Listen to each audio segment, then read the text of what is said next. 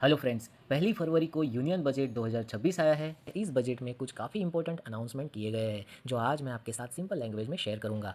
सबसे पहले समझते हैं बजट की अमाउंट। फाइनेंशियल ईयर 2025-26 में गवर्नमेंट की total net income 34 lakh crore rupees रही है। इसमें से 26.7 लाख करोड़ रुपए टैक्स के थ्रू आए गए हैं। वही अगर टोटल खर्च की बात करें तो गवर्नमेंट ने 49.6 लाख करोड़ रुपए खर्च किए हैं। इसका मतलब ये हुआ कि गवर्नमेंट को 15.6 लाख करोड़ रुपए बोरो करने पड़े। टोटल खर्च में से 11 लाख करोड़ रुपए सिर्फ इंफ्रास्ट्रक्चर पर जैसे कि नए ब्रिज बनाना, हाईवेज और डेवलपमेंट प्रोजेक्ट पर खर्च किए गए हैं।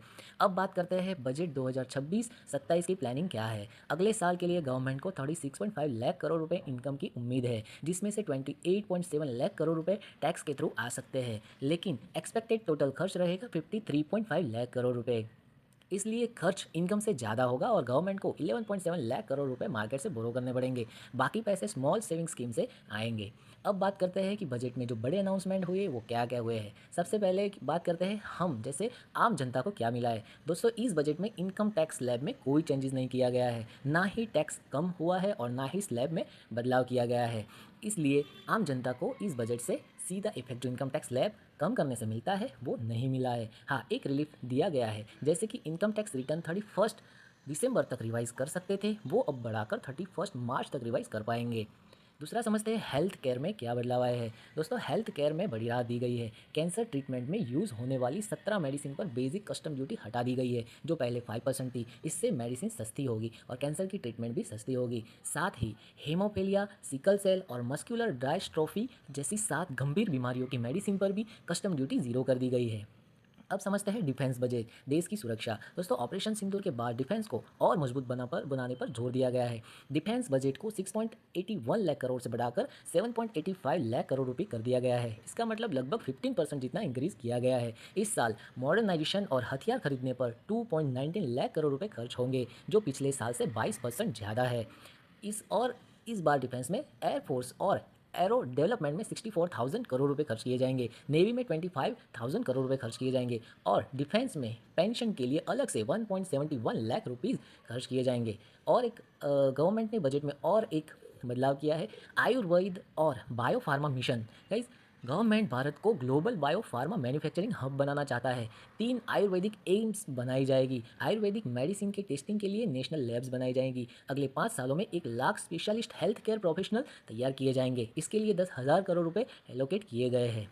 अब देखते हैं रेल, जलमार्ग एंड ग्रीन ट्रांसपोर्ट। शहरों के बीच 7 हाई स्पीड रेल कॉरिडोर बनाए जाएंगे, जैसे कि मुंबई पुणे के बीच में, पुणे हैदराबाद के बीच में, हैदराबाद चेन्नई के बीच में, हैदराबाद बैंगलोर के बीच में, चेन्नई बेंगलुरु के बीच में, दिल्ली वाराणसी के बीच में, दिल्ली सिलीगुड़ी के बीच में। अगले 5 सालों में 20 नए राष्ट्रीय जलमार्ग भी बनाए जाएंगे। वाराणसी और पटना में शिप रिपेयर फैसिलिटी डेवलपमेंट की जाएगी। अभी देखते हैं दोस्तों, ग्रीन एनर्जी को कैसे प्रोत्साहन दिया गया है। लिथियम आयन बैटरी बनाने वाली मशीन पर टैक्स की छूट बढ़ा दी गई है। बैटरी एनर्जी स्टोरेज सिस्टम के लिए यूज होने वाली चीज़ों पर अब कोई ड्यूटी नहीं लगेगी, जिससे इलेक्ट्रिक व्हीकल सस्ते होंगे। सोलर ग्लास के लिए यूज होने वाले सोडियम एंटीमोनेट पर भी ड्यूटी हटा दी गई है। इससे सोलर पैनल और सस्ते होंगे और बनाने का खर्च भी कम होगा। अब देखते हैं रेयर अर्थ मिनरल कॉरिडोर। इस देश में रेयर अर्थ मिनरल के लिए एक स्पेशल कॉरिडोर बनाया जाएगा, जिससे फ्यूचर टेक्नोलॉजी और मैन्युफैक्चरिंग को सपोर्ट मिलेगा। अभी देखते हैं फार्मिंग, पशुपालन एंड मत्स्य पालन।